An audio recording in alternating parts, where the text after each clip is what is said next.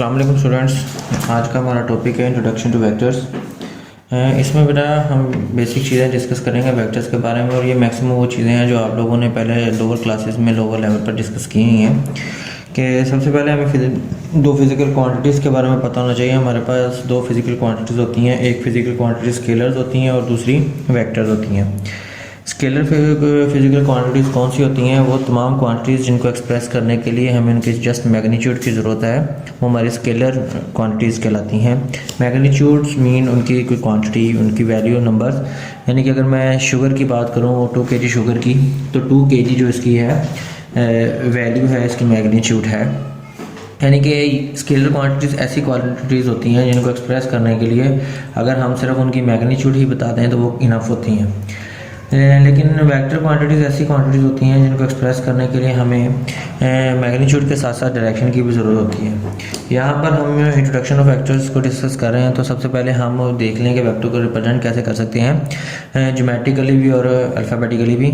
अगर आप अल्फ़ाबेटिकली किसी वेक्टर को रिप्रेजेंट करना चाहते हैं तो हमारे पास वेक्टर को ऊपर दो तरह से रिप्रेजेंट कर सकते हैं अल्फ़ाबेटिकली। या तो हम अल्फ़ाबेट यूज़ करके उसके ऊपर एरो हेड यूज़ कर लें, या फिर उस अल्फ़ाबेट को हम स्मॉल लेटर अल्फ़ाबेट को बोल्ड करके लिख दें। ये दोनों ही वेक्टर्स की रिप्रेजेंटेशन है। ज्योमेट्रिकली अगर हम रिप्रेजेंट करना चाह रहे हैं तो वेक्टर्स हमेशा एक एरो से रिप्रेजेंट होता है, जो दो पॉइंट्स को ज्वाइन करके मिलता है। एक वो पॉइंट उसका इनिशियल पॉइंट कहलाता है जहाँ पर उसकी टेल मीट करती है उस एरो की, और दूसरा उसका टर्मिनल पॉइंट कहलाता है जहाँ पर जो उस एरो का हेड मीट करता है। नेक्स्ट हमारे पास है इक्विवेलेंट वेक्टर्स और इक्वल वेक्टर्स।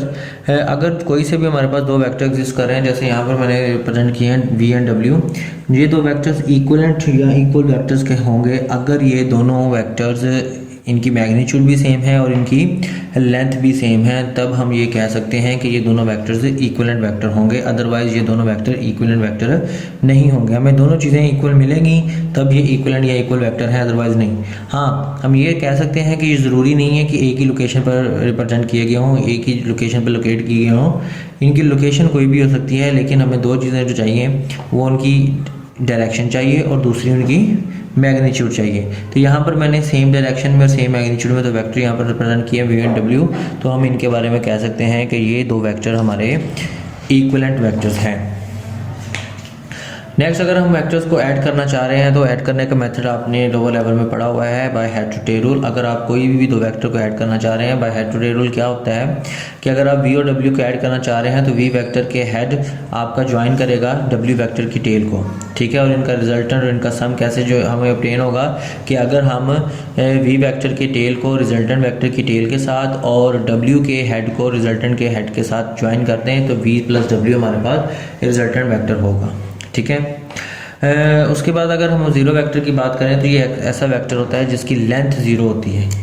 लेंथ ज़ीरो होने का मतलब क्या है? इसकी मैग्नीट्यूड ज़ीरो होती है। मैग्नीट्यूड के लिए हम लेंथ का वर्ड भी यूज़ कर सकते हैं और नॉर्म का वर्ड भी यूज़ कर सकते हैं। लेंथ, नॉर्म, मैग्नीट्यूड, हम एक वेक्टर के बारे में एक ही चीज़ के डिफरेंट नाम यूज़ कर सकते हैं। ये ऐसा वेक्टर है जिसकी लेंथ यानी कि मैग्नीट्यूड ज़ीरो है। इसको किसी में भी ऐड करें तो उस वेक्टर की अपनी लेंथ के ऊपर किसी किस्म का कोई फैक्टर नहीं होता।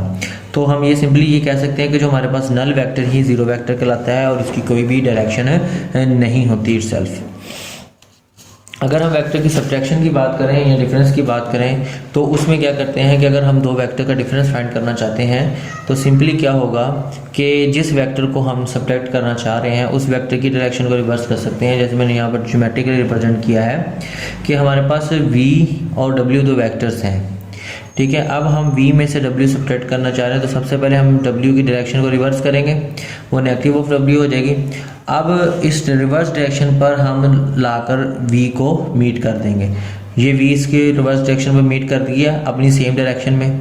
अब इन दोनों को ज्वाइन करने वाला जो वेक्टर होगा यही इनका रिजल्टेंट वेक्टर होगा, जिसको हम v माइनस w कहते हैं, ठीक है।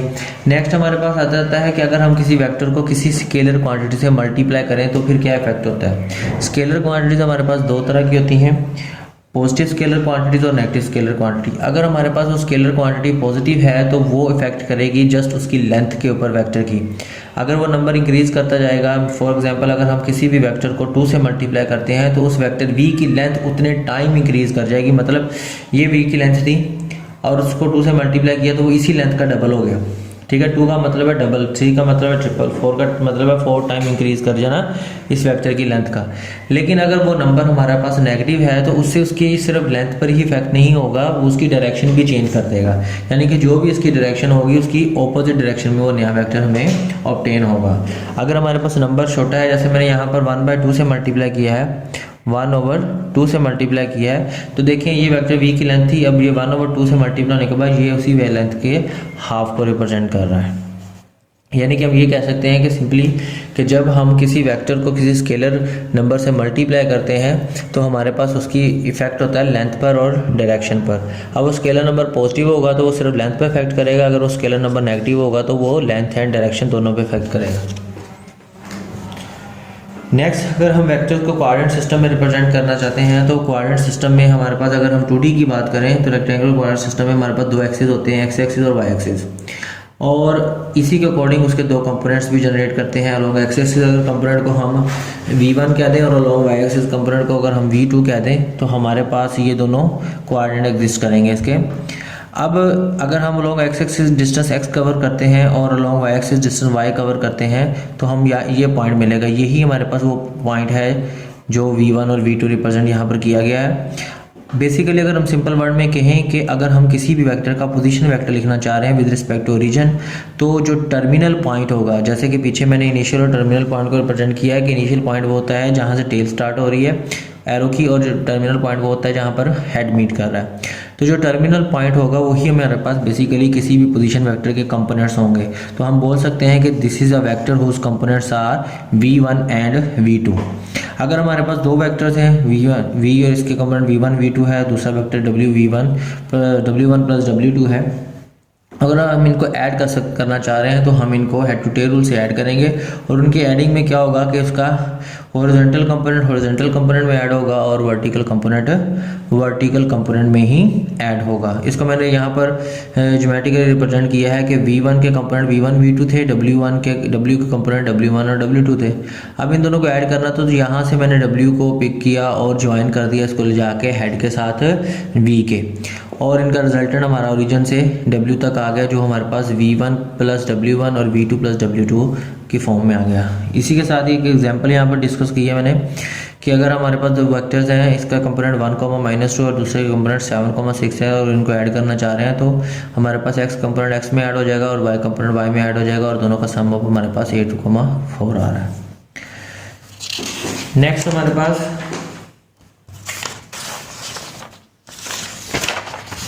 वेक्टर्स इन स्पेस है। अगर हम किसी वेक्टर को स्पेस में रिप्रेजेंट करने चाह रहे हैं तो उसके हमारे पास 3 कंपोनेंट होंगे, हॉरिजॉन्टल, वर्टिकल, ये एक्स एक्सिस, वाई एक्सिस, और थर्ड कंपोनेंट हमारा जी एक्सिस के लॉन्ग होता है जिसको हम स्पेस भी कह सकते हैं। ठीक है, और स्पेस में अगर हम किसी के वेक्टर को ज्वाइन करना चाह रहे हैं तो सबसे पहले हम horizontal component along X axis का डिस्टेंस कवर करेंगे, फिर वर्टिकल कंपोनेंट के लिए 90 डिग्री पर रोटेट मूव करते हुए हम यहाँ पर y को ये पॉइंट ज्वाइन करेंगे।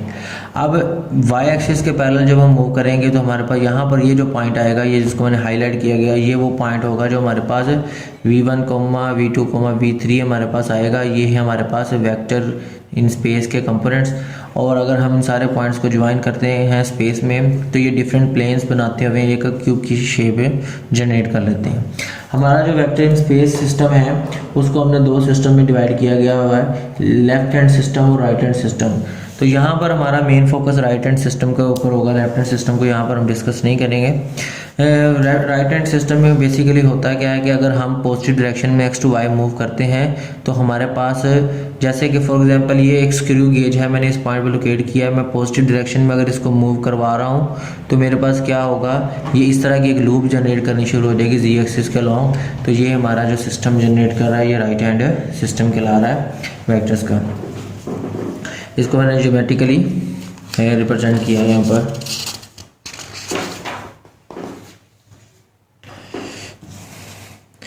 अगर हम किसी भी वेक्टर के कंपोनेंट फाइंड करना चाह रहे हैं तो कैसे फाइंड करेंगे, अगर आप लोग सब लोग यहाँ पर देखें कि हमारे पास कोई से 2 पॉइंट्स हैं, और मैंने जैसे कि बताया कि हमारे पास वेक्टर 2 पॉइंट्स को ज्वाइन करके मिलता है, एक इनिशियल और टर्मिनल पॉइंट होता है। अगर P1 को हम इनिशियल पॉइंट कहते हैं और P2 को इसका टर्मिनल पॉइंट कहते हैं तो हमारे पास क्या होगा कि v हमारे पास वेक्टर फाइंड करना चाह रहे हैं जिसकी डायरेक्शन p1 से p2 होगी, तो उसके लिए हम पोजीशन वेक्टर का कॉन्सेप्ट भी यूज़ कर सकते हैं, OP2 माइनस OP1, जिसको हम सिंपल पॉइंट्स की मदद से p2 माइनस p1 भी लिख सकते हैं। तो अगर हम इनके कंपोनेंट्स को सब्ट्रैक्ट करें, 7 माइनस 2 हो जाएगा 5, जब नेगेटिव इंटू नेगेटिव मिलेगा तो 5 प्लस 1 हो जाएगा, और इसी तरह 8 माइनस 4 हमारे पास ये वो कंपोनेंट्स आ चुके हैं जो हमने रिक्वायर्ड वेक्टर की इन्होंने डिमांड की थी। अगर आप 2D में हैं तो कंपोनेंट्स ऑफ वेक्टर फाइंड करने के लिए हम ये फॉर्मूला यूज़ कर सकते हैं, simply x2 minus x1 y2 minus y1, और अगर हम 3D में हैं तो ये फॉर्मूला यूज़ कर सकते हैं x2 minus x1 and y2 minus y1 and z2 minus z1। Next अगर हम ट्रांसलेशन ऑफ एक्सिस की बात करें तो ट्रांसलेशन ऑफ एक्सिस में बेसिकली होता है क्या है कि ये क्यों हम ड्राइव करते हैं कि अगर हमारे पास कभी वेक्टर्स को सॉल्व करते हुए कॉम्प्लिकेशंस जनरेट हो जाए तो हम वेक्टर्स को नए एक्सिस पर शिफ्ट कर देते हैं, जिसको हम ट्रांसलेशन ऑफ एक्सिस कहते हैं, और वहाँ पर वो जाकर हमारे जो प्रॉब्लम है वो सिंप्लीफिकेशन फॉर्म में कन्वर्ट हो जाती है। अब ट्रांसलेशन ऑफ एक्सिस में हुआ क्या है कि मैंने इन एक्सिस को यहाँ पर जो 0,0 रीजन पर लाई कर रहे थे यहाँ से शिफ्ट कर दिया है कि नए पॉइंट पर, जिसको मैंने O प्राइम से रिप्रेजेंट किया और वो है H, K। ठीक है, अब अलोंग एक्स एक्सिस अगर मेरे पास मैंने यहाँ पर कोई पॉइंट लोकेट किया था P ऑफ x, y, ये कोऑर्डिनेट थे अलोंग एक्स एक्सिस और y एक्सिस इस ओरिजिन के अकॉर्डिंग। अब नए एक्सिस पर अगर मैंने इसको जनरेट किया है, ये जो मैं रेड पॉइंटर से लोकेट कर रहा हूँ, ये हम यहाँ पर अगर इस पॉइंट के कोऑर्डिनेट की बात करें तो वो चेंज होकर p prime into x prime y prime आ जाएंगे, क्योंकि जो नया कोऑर्डिनेट्स है मैंने उसको x प्राइम और y प्राइम का नाम दे दिया है। अब अगर आप यहाँ पर देखें कि आपके पास यहाँ पर ये जो टोटल हाइट थी पहले एक्सिस से इस पॉइंट तक की वो y है, और ये टोटल डिस्टेंस हमारे पास x था। लेकिन हमारे पास अब नए एक्सिस के अकॉर्डिंग अगर हम देखें इस पॉइंट से इस रेड एक्सिस जिसको हमने एक्स प्राइम कहा है, ये हमारा वाई प्राइम कहलाएगा, और इसी तरह इस ओरिजिन से इस पॉइंट तक का जो ये डिस्टेंस ये हमारा एक्स प्राइम कहलाएगा। ठीक है, अब हमारे पास इस डायग्राम से क्लियरली नज़र आ रहा है कि जो हमारे पास वाई या एक्स है वो हमारे पास एक्स प्राइम प्लस इस जो स्टेप साइज लिया हमने यहाँ से यहाँ तक इसको शिफ्ट किया है लॉन्ग एच, तो ये इन दोनों के सम के इक्वल है।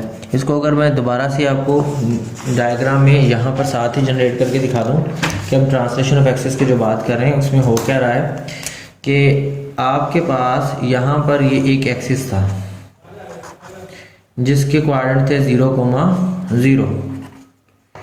ठीक है, अब अगर मैं कह रहा हूँ कि मैंने इनको और ये जो पॉइंट यहाँ पर लोकेट था इसके coordinate p of x, y है।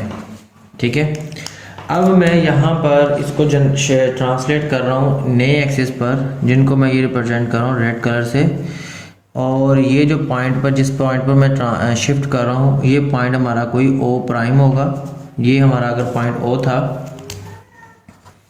और वो हमारा अगर पॉइंट O प्राइम है तो उसके कोऑर्डिनेट में ले रहा हूँ H, K। अब यहाँ से आपको क्लियरली ये नज़र आ रहा होगा कि H, K अगर ये इस पॉइंट के कोऑर्डिनेट है तो ये वाला डिस्टेंस जो ये है ये बेसिकली आपका H है। ठीक है, और इसको मैं ग्रीन से सारे को लेबलिंग करता हूँ, इसको मैं x प्राइम और इसको मैं y प्राइम का नाम दे देता हूँ। अब यहाँ पर अगर आप देखें कि अगर ये h है तो ये जो वर्टिकल डिस्टेंस है ये हमारा k है, और इस कोऑर्डिनेट के अकॉर्डिंग इसके जो कोऑर्डिनेट बनते हैं इस पॉइंट के, ये हमारा x प्राइम होगा और ये हमारा y प्राइम होगा। ठीक है, जबकि अगर आप देखें कि हमारे पास जो x था वो यहाँ से यहाँ तक कंप्लीट था।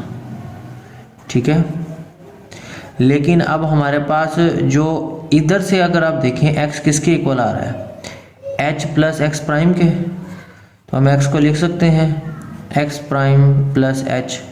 और अगर हम यहाँ से देखें कि y हमारा क्या था यहाँ से यहाँ तक कंप्लीट, अगर ये y है तो y आपका किसके इक्वल आ रहा है y प्राइम प्लस ये आपका क्या आ रहा है, ये हाइट कितनी आ रही है, ये k आ रही है, इधर से देख के पता चल रहा है। तो आपका y किसके इक्वल होगा y प्राइम प्लस k। चूँकि ये अननोन कंपोनेंट्स हमने फाइंड करने होते हैं इसको लिख सकते हैं हम x prime is equal to x minus H and y prime is equal to y minus k। तो ये हमारे पास ट्रांसलेशन ऑफ एक्सिस है जो नए एक्सिस इन फॉर्मूलाज की मदद से हम प्रॉब्लम्स को सॉल्व कर सकते हैं। इससे रिलेटेड हम एक एग्जांपल भी डिस्कस कर लेते हैं अभी, जो आप लोगों के लिए काफ़ी हेल्पफुल होगी। अगर मैं एग्जांपल भी इधर ही डिस्कस कर लूँ कि हमारे पास जो पहले से कोऑर्डिनेट है गिवन, वो है एक्स वाई कोऑर्डिनेट ये होते हैं, और हमारे जो नए कोऑर्डिनेट होते हैं वो X prime Y prime coordinates होते हैं। हम इससे रिलेटेड अब एक प्रॉब्लम डिस्कस कर लेते हैं कि अगर आपने क्वेश्चन है जी, find x prime Y prime coordinates, ये हमने फाइंड करने हैं, और आपके पास पॉइंट क्या है, जो गिवन पॉइंट्स हैं ऑफ द पॉइंट कौन सा है, वो है p इंटू 2,0, ये पॉइंट है, और इस पॉइंट की मदद से आप फाइंड करना चाह रहे हैं इसके नए कोऑर्डिनेट्स। ये p पॉइंट आपको दिया हुआ है। अब ट्रांसलेशन ऑफ एक्सिस के फार्मूला के अकॉर्डिंग आपके पास ये हैं। अब एक्स प्राइम वाई प्राइम कैसे फाइंड कर सकते हैं, सिंपली आप ये लिखें, दिस इम्प्लाइज दैट, अब चूंकि बेटा आपने एक्स प्राइम और वाई प्राइम के कोऑर्डिनेट फाइंड करने, और ये जो पॉइंट है, ये पॉइंट के जो कोऑर्डिनेट थे, इसमें आपके पास जो ओरिजिन था वो था 0,0। यहाँ पर आप देख सकते हैं ओरिजिन के कोऑर्डिनेट थे आपके पास 0,0। आपने नए कोऑर्डिनेट फाइंड करने हैं एक्स प्राइम वाई प्राइम के, तो ओरिजिन के अकॉर्डिंग आपके पास फॉर्मूला हम यहाँ पर क्या है, हमने जो यूज़ किया है वो है X prime is equal to X minus H, ठीक है। और वाई प्राइम आपके पास क्या है, वाई प्राइम है आपके पास वाई माइनस के, ठीक है। और इसमें जो इस पॉइंट के ओरिजिन के कोऑर्डिनेट तो 0,0 होते हैं, लेकिन हमने अब कोऑर्डिनेट फाइंड करने हैं एक्स प्राइम और वाई प्राइम के लिए, जिसके लिए वो हमें ओ प्राइम की जो वैल्यू यहाँ पर मेंशन कर रहा है, ओ प्राइम की जो वैल्यू वो मेंशन कर रहा है, वो ओ प्राइम की वैल्यू मेंशन कर रहा है 4,1, ठीक है। तो यहाँ पर यानी कि 4,1 हमारी किसकी वैल्यू होगी, एच और के की। अब अगर आप देखें इसके कोऑर्डिनेट फाइंड करने हैं, तो एक्स प्राइम आपके पास क्या होगा, यहाँ से हमें एक्स की वैल्यू मिलेगी, वो हमारे पास है 2, माइनस यहाँ से हमें एच की वैल्यू कहाँ से मिलेगी, यहाँ से ये है 4, तो एक्स प्राइम हमारे पास आ जाएगा -2। और जब हमें वाई प्राइम चाहिए, तो वाई प्राइम हमारे पास कैसे आएगा, वाई हमें यहाँ से मिलेगा दैट इज इक्वल टू 0, और माइनस के की वैल्यू क्या आ रही है 1, तो वाई प्राइम कोऑर्डिनेट हमारे पास क्या आ गया -1। तो जो नए कोऑर्डिनेट हमने फाइंड करने के लिए कहे थे एक्स प्राइम वाई प्राइम के लिए, वो हमारे पास आ चुके हैं, दैट्स आर -2, -1। ये आपके पास एक्स प्राइम वाई प्राइम के कोऑर्डिनेट्स आ चुके हैं, ठीक है। इस तरीके से आप और भी रिलेटेड प्रॉब्लम सॉल्व कर सकते हैं। अगर हमें रिवर्स अगर इससे रिलेटेड क्वेश्चन पूछ लेता है कि आपको एक्स प्राइम वाई प्राइम के कोऑर्डिनेट वो गिवन है, कहता है कि गिवन है, फॉर एग्जांपल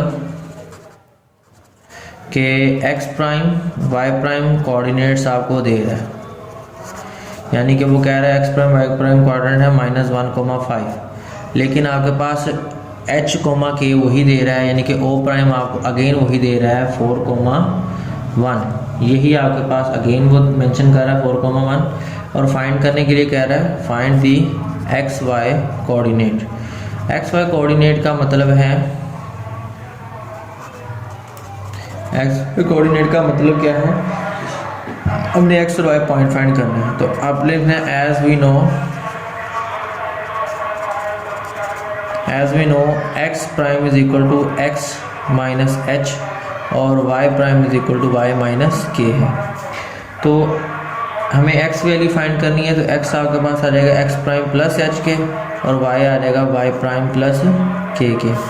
तो आपके पास x प्राइम क्या मेंशन किया हुआ है -1, प्लस h आपके पास क्या है 4, ये आ जाएगा 3, और y is equal to y prime आपको क्या मेंशन है 5, और ये आपके पास है 1, तो ये आ जाएगा आपके पास y इज इक्वल टू 6।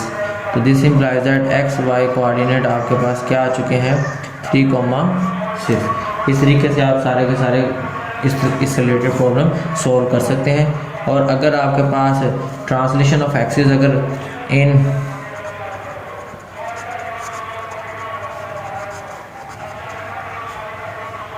अगर ट्रांसलेशन ऑफ एक्सेस की बात करते हैं इन स्पेस में, तो हमारे पास क्या होगा, यही ट्रांसलेशन ऑफ एक्सेस स्पेस में कैसे कन्वर्ट होगी, X prime is equal to X minus H, Y prime is equal to Y minus K, और z prime is equal to z minus कोई h कोई l कर लें या m कुछ भी कर सकते हैं जो नेम देने। तो इस तरीके से हम इसको चेंज कर सकते हैं ने क्वाड्रेंट। तो उसके लिए सेंटर जो हमारा o प्राइम हो जाएगा वो h comma k comma m हो जाएगा। ठीक है, तो ये स्टूडेंट्स हमारा कुछ वेक्टर्स का इंट्रोडक्शन था। इंशाल्लाह जल्दी नेक्स्ट वीडियो के साथ मिलेंगे और उसमें हम नेक्स्ट वेक्टर्स के बारे में, उसकी नॉर्म्स ऑफ अ वेक्टर के बारे में डिस्कस करेंगे और वेक्टर प्रोडक्ट से रिलेटेड हम टॉपिक्स डिस्कस करेंगे। तो होप सो ये आपको चीज़ें समझ आई होंगी और इससे रिलेटेड जो आपको एक्सरसाइजेज मेंशन करेंगे वो आप लोगों ने सॉल्व कर लेनी है। थैंक यू, अल्लाह हाफिज़।